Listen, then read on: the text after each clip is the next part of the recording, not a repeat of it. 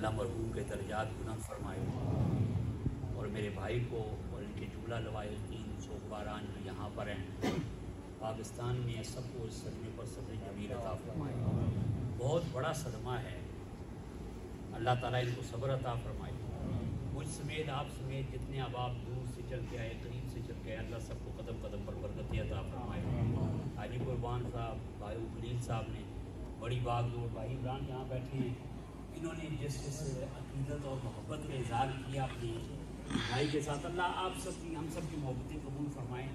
تقریر کا مقصد نہیں ہے، اللہ نے زندگی ہر چیز کا مقصد ہوتا ہے، ہم کام کرتے ہیں اس کا مقصد ہے، کوئی ملک سے باہر جاتا ہے اس کا مقصد ہے، کوئی یہاں پر آتا ہے معاشی حالت سدھارنے کے لیے اس کا مقصد ہے، ہر چیز کا مقصد ہے۔ اور اللہ نے زندگی اور موت کا بھی مقصد بیان کیا۔ اللہ فرماتا ہے الذی خلق الموت والحیات لیبلوکم ایکم احسن عملا، کہ میں نے زندگی اور موت کو اس لیے پیدا کیا تاکہ جانچا جائے کہ تم میں اچھے عمل کون کرتا ہے۔